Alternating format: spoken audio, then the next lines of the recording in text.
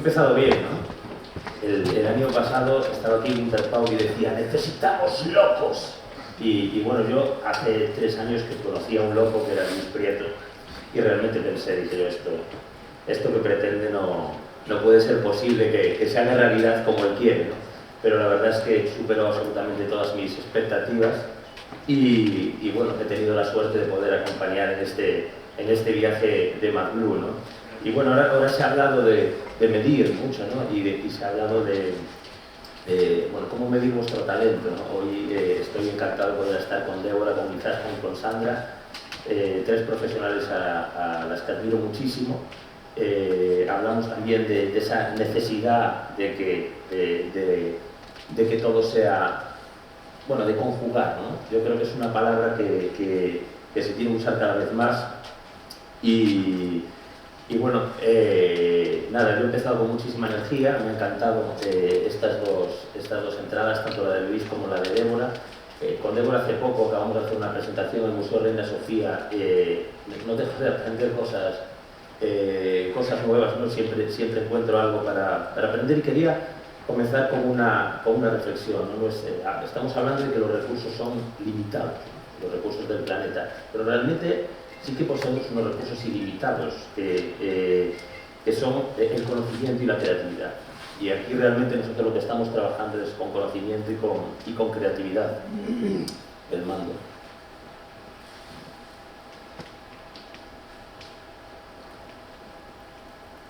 Y creo que pesa, ¿no? Me pasa. Bueno, aquí vemos las obras del patio que se refería Luis, ¿no? de Miller Lagos, de Dagoberto, que crean escenarios metafóricos para imaginar futuros alternativos. La creatividad es la capacidad de descubrir relaciones hasta entonces pues no relacionadas, ¿no? Y lo acabamos de ver con Débora, precisamente ella ha conseguido abrirse un camino a partir de relacionar muchísimas cosas, ¿no? De hacernos entender la ciencia a la gente que, bueno, pues que hemos sido, por ejemplo, como es mi caso, de letras puras, ¿no? Creatividad es lo que hacen los diseñadores para poner cada cosa en su sitio, o lo que hacen los artistas para ponerlo todo patas arriba, ¿no? Estas 3 mujeres son creativas, de diferentes perfiles, y estamos con ellas porque necesitamos que todos ese pensamiento sean como vasos comunicantes, ¿no? Es en la sofisticación de esas conexiones como podemos lograr pues, soluciones y grandes avances, ¿no? El arte, siempre lo digo, y no sé si está Manuel Vázquez, con quien lo comparto mucho, es la capacidad que tienen los artistas es sobre todo cuestionarse lo que les rodea. Los diseñadores es proponer soluciones a problemas complejos, pero el arte, la arquitectura, el diseño, sin la ciencia, sin la tecnología, sin los negocios, sin las empresas, no tienen la capacidad de cambiar el mundo, ¿no? Por eso tiene tanto sentido este carácter interdisciplinar que tiene MacBlue, ¿no? Porque ante los nuevos problemas nos sirven soluciones pasadas y necesitamos esa creatividad. Los retos son muchos, pero a mí me gustan mucho los artistas y los científicos porque siempre están dispuestos a volver a nacer, ¿no? Tienen una gran tolerancia, en cierto modo, a la frustración, ¿no? Y ante los muchos fracasos siempre están dispuestos a volver a empezar una y otra vez, ¿no? Y siempre se plantean preguntas, ¿no? En torno al presente, en torno al futuro, muchas veces acudiendo al pasado, ¿no? que es algo realmente fundamental. Tenemos el ejemplo abajo que se inaugura de Núria Fuster, que está, creo que también en el auditorio, cómo a partir de los procesos cíclicos materiales que suceden a diario, pues creó esta obra a partir de hacer circular el polvo de Madrid, ¿no? Arte, ciencia, arquitectura, transformación. Quiero introducir este papel enfatizando en la importancia de combinar las ciencias y las humanidades, ¿no? Ambas son igual de importantes, ¿no? Por un lado, las humanidades nos dibujan el contexto en el que nos movemos, ¿no? Nos ayudan a repensarlo críticamente. Digamos que unas nos enseñan cómo construir las cosas y otras el por qué y qué construir, ¿no? Y bueno, tenemos otra obra en el Real Jardín Botánico que, bueno, donde Maider López saca los árboles simbólicamente del Museo del Prado para plantarlos literalmente en el Jardín Botánico y después pues irán a ser trasplantados otra vez en Alalpardo para que se queden para siempre, creando la obra El Bosque del Prado, ¿no? un proceso muy bonito porque el arte siempre ha sido protagonista, ¿no? de este tipo de transformación. De la transformación digital lo ha sido, de la transformación ecológica en la que nos encontramos. Bueno, pues yo creo que el arte ha llegado un poquito tarde, así como la arquitectura ha llegado mucho antes, ¿no? Así como el arte ha llegado pues, mucho más temprano a otros temas, objetivos de desarrollo sostenible, como puede ser la igualdad de género, por ejemplo, o una educación de calidad, ¿no? Pero ahora hay una tercera transformación, y creo que en Maglu también se verá, que es la transformación económica, ¿no? Que tiene que ver con el paso de la economía material a la economía intangible, es decir, el paso de una economía industrial asentada en las máquinas o en los inmuebles a una cada vez mayor valía de la estrategia, del conocimiento, de la investigación, ¿no? Y bueno, las obras de arte Maglu, y ya acabo, nos recuerdan una cosa: no nos acercamos a ellas para ver las obras, sino para ver el mundo a través de las obras. Por eso queremos, pues como es el caso de la Casa Tendida, es decir, que pueda estar funcionando durante 24 horas al día, durante 5 meses, cualquier persona que pase por la calle Valencia, pues podrá verlas, ¿no? Porque las ideas no se agotan con el uso, y lo fundamental es saber combinarlas. Y los artistas trabajan con un conocimiento abierto, transparente, comparten preguntas sobre lo que nos rodea, y creo que Izaskun, que es arquitecta y es catedrática de práctica arquitectónica en Londres, para mí tiene mucho de artista en su manera de desafiar lo convencional y lo predeterminado. Izaskun reivindica para su profesión un compromiso con la innovación crítica, vinculando la arquitectura, la ecología, la sociedad. Yo tengo ahí en mi bolsa muy subrayado su libro La ciudad de los cuidados, ¿no? Y bueno, habla un poco de cómo las ciudades se basan demasiado en lo productivo y no tienen en cuenta todo lo que se supone que no es productivo, ¿no? Pero bueno, no quiero extenderme más. Agradecemos muchísimo a Izaskun, a Débora y a Sandra el poder estar con nosotros, y nos gustaría ver vuestra reflexión. Muchas gracias por la introducción. A mí me pidieron introduce algunos aspectos, algunos ejes de reflexión, de pensamiento, incluso de provocación, relativos a lo que podríamos llamar ciudad inteligente. A mí me gusta mucho extender esa nomenclatura de la ciudad inteligente a la ciudadanía inteligente. Más que tener ciudades inteligentes, tenemos o aspiramos a tener ciudadanos inteligentes que vivan en un entorno también lo más inteligente posible. Se ha referido David a un libro que publiqué en plena pandemia, en noviembre del 2020, que se llama La ciudad de los cuidados, precisamente para reflexionar sobre todo aquello que habíamos echado de menos durante la pandemia en las ciudades que teníamos alrededor. Eso me llevó a una reflexión que es la gran atención que hemos dedicado a los aspectos productivos de la ciudad. En todas las ciudades existen un sinnúmero de normativas debatidas políticamente en instituciones como los parlamentos locales, los plenos de los ayuntamientos, que tienen que ver con cuando repartimos mercancías, en qué lugares se pueden vender ciertos productos, qué horarios nos imponemos a nosotros mismos, cuáles son las normativas de toxicidad o de construcción que podemos emplear cuando construimos o producimos alimentos para vender o otras materias. Y tenemos muy poca seguridad, muy poca normativa, hemos dedicado muy poco esfuerzo como sociedad a fenómenos como si podemos dormir en el espacio público, si alguien nos debería dar un vaso de agua limpia de forma gratuita, si tenemos derecho al descanso o a tener un lugar en el que convivir socialmente sin pagar, incluso protegido de las inclemencias meteorológicas. Hay muy poca normativa sobre esto, casi no hay ninguna ciudad que imponga, por ejemplo, el derecho a hacer pipí gratuitamente en lugares públicos, incluso cuando las normativas coyunturales del COVID sí permitieron a ocupar la vía pública a empresas privadas para la hostelería, por ejemplo, ¿no? Pues esa hostelería no se le impuso una pequeña contraprestación que sería vamos a dar agua y vamos a permitir el aseo. Diréis, ¿y esto qué tiene que ver con la ciudad inteligente y el medio ambiente?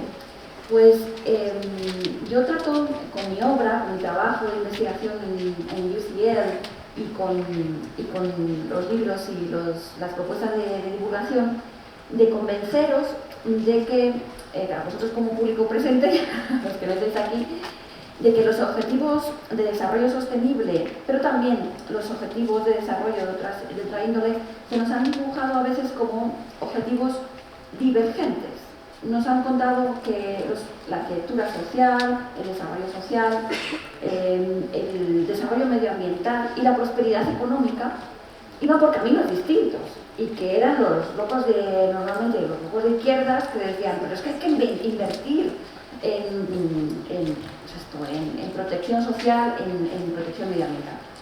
Lo que estamos empezando a ver es que la prosperidad económica, afortunadamente, es un camino convergente hacia la protección del medio ambiente y hacia la protección de los objetivos sociales. No hay esa divergencia que nos habían contado de, Dios mío, qué locos, aquellos que intenten invertir en protección social. Y en mi libro La ciudad de los cuidados lo que intento es lanzar ese mensaje con el que ha empezado Luis, optimista, racionalista, de que operando en lo que yo llamo la capa blanda de las ciudades, porque como bien nos ha contado Débora, las ciudades están hechas mayoritariamente de elementos tan duros como el hormigón y tan infraestructurales como una autopista. Pero tenemos una capa blanda que es aquellos acuerdos que adoptamos colectivamente sobre el uso de las ciudades, qué hacemos en las plazas, para qué nos sirven nuestros viales, qué actividades suceden en la planta cero, en la planta que está a pie de calle. Todo eso son acuerdos que podemos de alguna manera actualizar entre nosotros y que han alimentado una magnífica ciudad, que es la mayoría de las ciudades, el germen de la mayoría de las ciudades españolas, que es la ciudad mediterránea, que tenía como característica fundamental tres condiciones: una abundancia de espacios públicos que eran el gran foro donde sucedía la discusión social y política, que además estaban bien adaptados al clima local. Esos espacios públicos estaban conectados en red, pensemos las grandes plazas, acompañados por una alta densidad. La ciudad mediterránea es una ciudad de 60 viviendas hectáreas, aproximadamente, de ahí para arriba, ¿vale? Y que además tenía una buena configuración y un buen equilibrio con la climatología. Pensemos en ciudades tradicionales españolas y veréis que se llama ciudad mediterránea no solo a las del Levante español, sino a las que cumplen con estas características. Y además eran ciudades continuas, que podríamos andar de forma peatonal de norte a sur.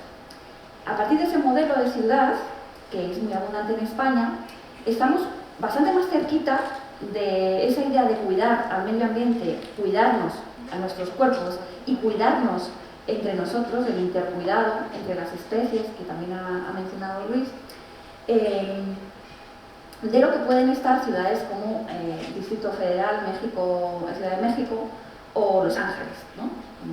Mucho más deudoras del uso de combustibles fósiles. En la ciudad de los cuidados, lo que yo trato de decir es, estando en esa posición, en esa pole position, estamos muy cerca de esas ciudades cuidadoras, necesitamos implementar cambios, pero la buena noticia es que podemos empezar por los cambios en esa capa blanda, en esa capa de acuerdos que nos hemos otorgado como medios de convivencia como sociedad. Y propongo en concreto 7 cambios. Algunos tienen que ver con el juego infantil, con los parques, otros tienen que ver con que el mobiliario de las ciudades no sea fijo, sino que lo podamos desplazar precisamente para otorgar a la convivencialidad, a cómo vivimos el espacio público un mayor dinamismo y una mayor capacidad de resiliencia. Pero hoy me gustaría solo hablar de 3, porque me han limitado un poquito el tiempo y porque, bueno, pues los temas de ciudad inteligente son prácticamente infinitos. La ciudad es el lugar donde residimos, han dicho que en el futuro será el 70%, ya estamos en el 62% de la humanidad. Y me gustaría hablaros de solo 3, mencionarlos para que queden en el debate y ojalá tengamos ocasión de hablar y bueno, vendrán otros ponentes como paneleros que los desarrollarán. El primero es un cambio en los esquemas de movilidad, venido en parte por esta idea de disminuir nuestros impactos por los compromisos de París. Acuerdos de París fija que estábamos hablando de 2050, 2030, no, a la vuelta de la esquina, 2023, se fijaba en Acuerdos de París que todas las ciudades de 150.000 habitantes deberían tener un área de bajas emisiones proporcional a su población. En el caso madrileño, el área de bajas emisiones, el tan debatido Madrid Central, Madrid 360, se corresponde solo con la primera muralla de la ciudad, Madrid del Fernando VI, un pequeño recinto que apenas corresponde con un 12% de la población. Es decir, no cumplimos acuerdos de París con ese Madrid 360. Una mínima extensión, yo creo que la extensión óptima, lo recomendaría en el libro y lo recomiendo en cada foro que voy, es una extensión hasta la M30. Pero una mínima extensión asumible como primer paso debería ser hasta lo que llamamos las rondas. Alberto Aguilera, incluyendo barrios como Barrio Salamanca, Chamberí o Princesa, que indudablemente son Madrid Centro, dentro de esa área de alto impacto. Pero ese cambio en la movilidad no solo tiene que ver con reducir la movilidad rodada en vehículo privado y la dependencia de combustible fósil, tiene también que ver con entender a qué vamos a dedicar la liberación de espacio público que ese cambio de movilidad lleva asociada. Extender ese Madrid central a ese ámbito del que yo he hablado en primera instancia supondría la liberación de, si entendemos que vamos a ocupar solo un 50% de los viales, destinados ahora mismo al aparcamiento, ¿vale? Los vehículos pasan en la ciudad una media de 23 horas aparcados en el espacio público. Si liberamos ese 50% de espacio dedicado al vial, al tránsito rodado y al aparcamiento, nos encontraríamos en ese recinto, digamos que ese recinto de Madrid Central, más Salamanca, Princesa, Chamberí, este recinto que nos lleva hasta las calles de Princesa, Alberto Aguilera, la última muralla que tuvo Madrid en el siglo XIX, ese recinto liberaría 2 retiros y medio, ¿vale? 22 hectáreas y media, para ser repoblado con árboles y espacios verdes, ¿vale? Entonces, el cambio de movilidad no debe dejarnos satisfechos. Tenemos que demandar que los viales liberados del tráfico se dediquen de forma efectiva a áreas de convivencia y a áreas de biodiversidad. Porque, y ese es el segundo cambio que quiero proponeros, de momento no hemos demolido hormigón, no hemos demolido puentes, no hemos cambiado el trazado de la M30, no la hemos ni siquiera ampliado en Madrid-Río, solo hemos propuesto, démonos una ley de convivencia distinta, unas leyes de tráfico distintas, para que el 50% del tráfico se desvíe del centro. Y sí, plantemos muchos árboles. Eso nos permite un segundo cambio, que es una transformación hacia la biodiversidad en la ciudad. La biodiversidad en la ciudad, la mala noticia es que solo hay 2 maneras de introducirla. Una siendo muy previsor, que es introducir lo que se llaman ramblas ecológicas, grandes pasadizos, anchos, biodiversos, que se tienen que planificar antes de que las ciudades se construyan.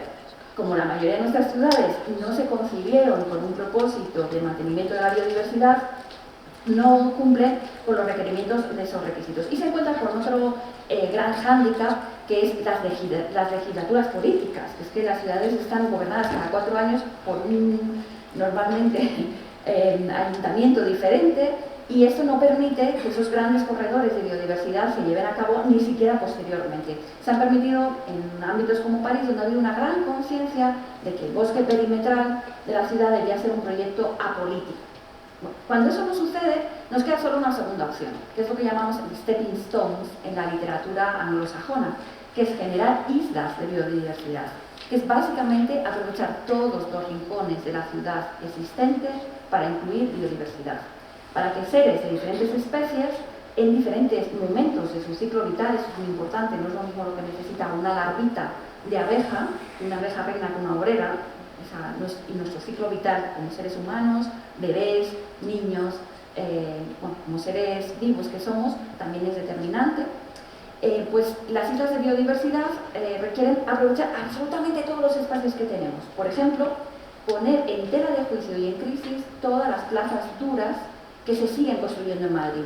Volveremos a ver pronto una rehabilitación de la Puerta del Sol que vuelva a ser dura, sin ningún árbol, en pro del aprovechamiento y la puesta en valor del patrimonio. Bueno, pues a lo mejor tenemos, como decís, que ser un poco más delincuentes del patrimonio y pensar que nuestras plazas tienen obligatoriamente que ser verdes. Es la única posibilidad que tiene Madrid Centro de alcanzar una cierta calidad biodiversa, es aprovechar todo ese tejido de plazas que tenemos. O sea, que ese es el segundo cambio. De nuevo, no requiere demolición, no requiere grandes proyectos de inversión, requiere grandes proyectos de inversión en plantación verde y en generación de espacios donde, por ejemplo, un ave pueda encontrar agua.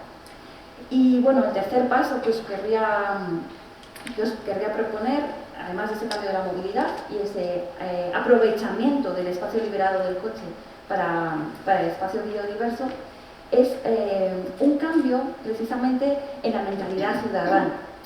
Yo hago proyectos, por ejemplo, estamos haciendo un proyecto en Logroño que podéis ver en redes sociales, en mi propio perfil de Instagram, donde construimos sillas que hemos diseñado o codiseñado con ciudadanos concretos, con nombre y apellidos. Y le pedimos al ciudadano que sea él el que adopte la silla, es una silla plegable, ligera, y sea él quien la mueva por la ciudad y la cuide un poquito, que nos avise si ve que está ligeramente deteriorada. ¿Por qué? Porque pensamos y sostenemos, está mirado por ejemplo en los estándares Passive House, que aunque tú tengas una casa ecológica, si no existe esa inteligencia ecológica detrás, pues no abrirás y cerrarás la persiana, no abrirás y cerrarás la ventilación cuando puedes. Y eso es muy importante en la ciudad. Tener ciudades que nos cuiden como ciudadanos y conseguir esa idea de agenciamiento, de gobernanza activa e inteligente por parte de la ciudadanía y con su participación. Sin ella, no lo conseguiremos. Ahí lo dejo.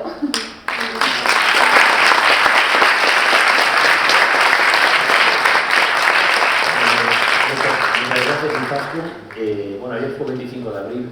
El arte puede ser un gesto tan profundamente poderoso como el clavel en una revolución. Sandra Cid es una artista que convoca lo político desde lo poético y que realmente su obra pues, nos habla de todos esos objetivos de desarrollo sostenible que citaba Débora, que están más allá también de lo medioambiental, como puede ser el fin de la pobreza, como puede ser una educación de calidad, y además desde una perspectiva contextualizada de una manera universal, pero también enfocada en la realidad brasileña, que es una realidad en muchos casos pues, también más complicada que la nuestra, ¿no?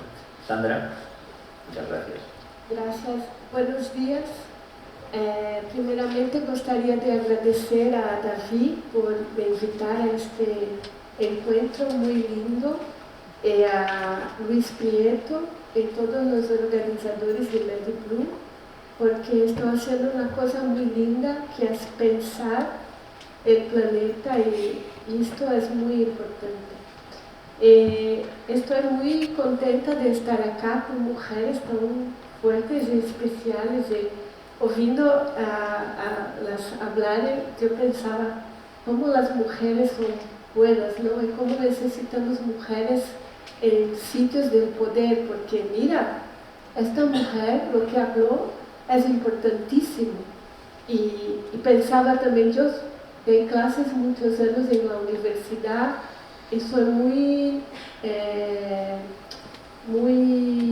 envolvida con los temas de educación en mi país.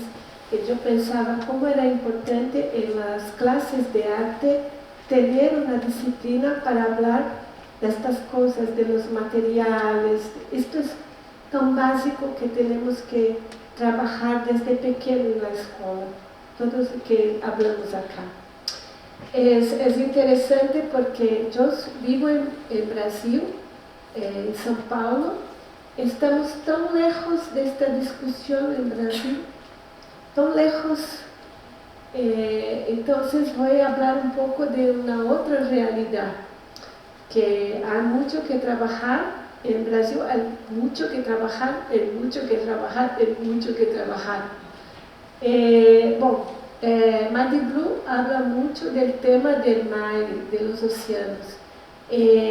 Mi trabajo, voy a hablar muy poquito acá, pero después pueden buscar en las redes sociales y buscar mi nombre, hay muchas cosas, tengo 30 años de trabajo. Trabajo mucho con el dibujo, porque es una lenguaje muy sencilla, no hay necesidad de muchos materiales, con un lápiz y un papelito ya estás. Esto me gusta mucho.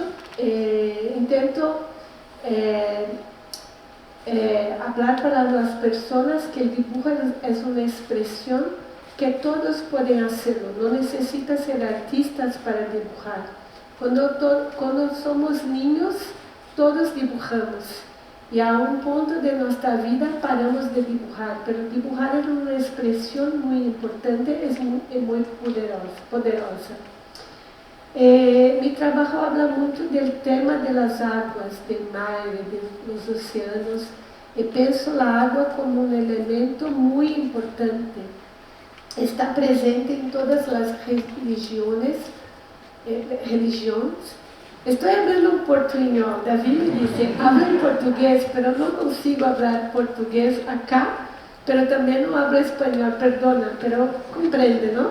Sí, vale. español es perfecto. Entonces, agua está en todas las religiones, como limpiar, renovar, abençoar,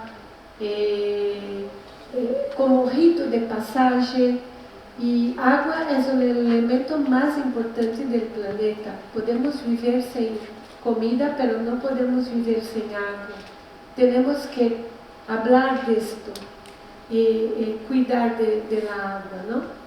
Y yo también intento crear instalaciones que pongan el observador en contacto con la naturaleza, mesmo donde no hay naturaleza. Es importante contextualizar que yo vivo en São Paulo, una ciudad donde hay muy hormigón, muchos coches. No hay, una persona se puede olvidar de la naturaleza en São Paulo, es una ciudad muy dura. Entonces yo intento trabajar con el tema de la paisaje para conectar un poco las personas con la naturaleza a través del arte. Yo, otro elemento que trabajo mucho en mis obras son los libros. Es importante decir que en Brasil hay 40% de la población brasileña son analfabetos funcionales. Esto quiere decir que 40%, 3 en cada 10 personas en Brasil saben leer o no saben leer, pero si saben leer, no saben comprender lo que están leyendo. Esto es muy grave, es muy grave. Y no vamos a cambiar nuestro país si no colocamos esfuerzos por una buena educación. Y los libros, para mí, son los objetos más preciosos que podemos tener, en Brasil especialmente. Para hacer un libro en Brasil es una pasta y es muy duro. No tenemos muchos incentivos del gobierno, es nulo, y es todo muy difícil. Entonces yo intento hacer trabajos donde los libros están siempre dándole el equilibrio a los objetos o haciendo columnas de libros. En mi obra siempre vuelvo con el tema del libro, porque pienso que el trabajo de artista es proponer una reflexión acerca de su sociedad, de su tiempo. Y, por ejemplo, en este trabajo, yo me apropio de la pintura de Teodoro Géricault, La balsa de la medusa, que todos la conocen, que es muy conocida en todo el mundo, y donde Géricault fez una crítica social acerca de un naufragio que se sucedió en Francia y se sucedió por problemas políticos, y yo utilizo esta misma imagen para hablar de los naufragios de la sociedad contemporánea que también se suceden por el mismo problema de mala conducción política. Este es un trabajo que yo realicé para el Museo de Arte de São Paulo, es una edición. Cuando me invito a hacer ediciones, siempre pienso, ¿cuál es la imagen que quiero multiplicar muchas veces? ¿Cuál es la historia que quiero contar y contar y contar? Esto me permite la edición.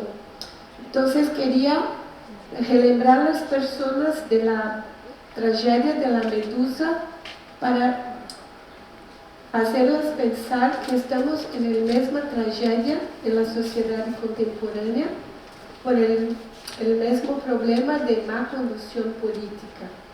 Este trabajo está así, como se dice, inclinado, porque el hueco de colgar no está en el centro. Entonces las personas, ¿qué pasa?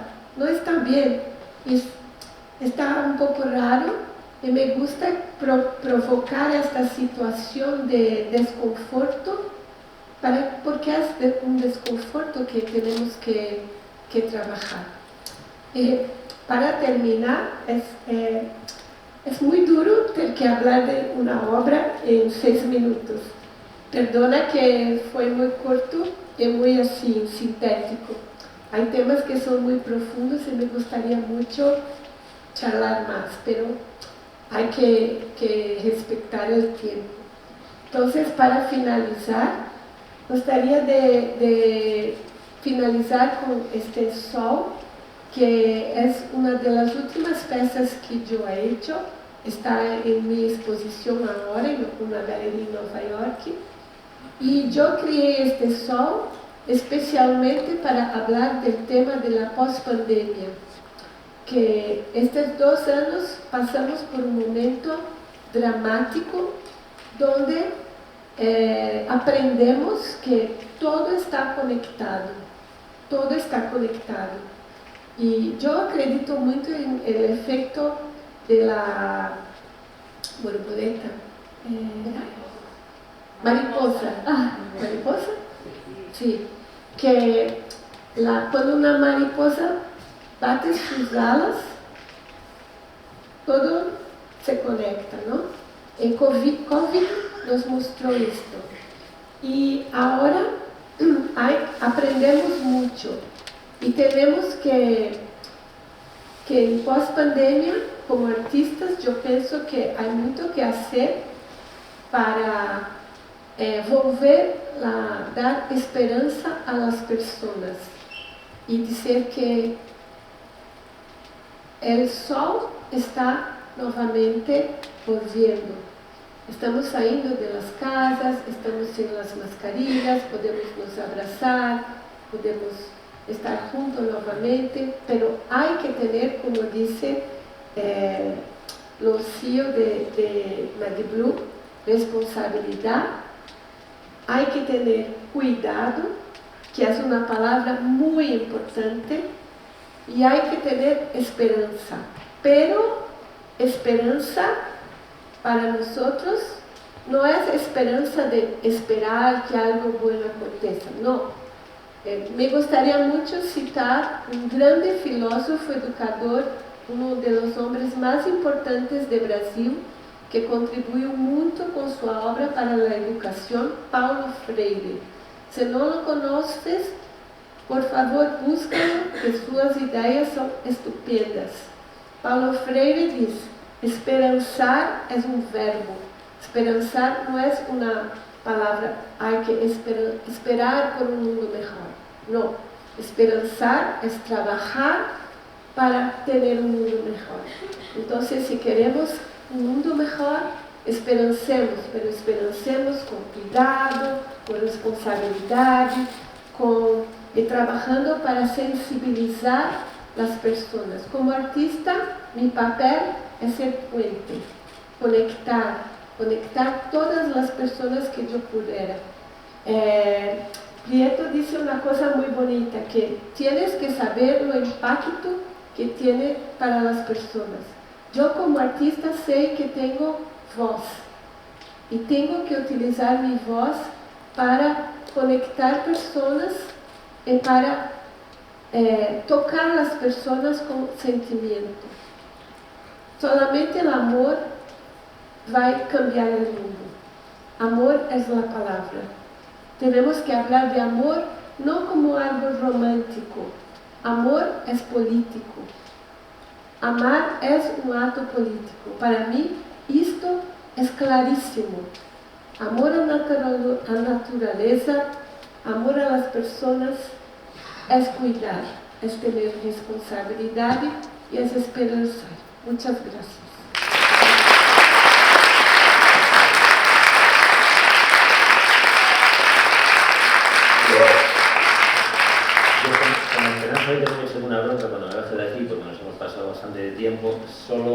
concluir a Débora con una pincelada final y aprovecho ya para agradecer, porque realmente estaríamos todo el día escuchándolos a cualquiera de las tres.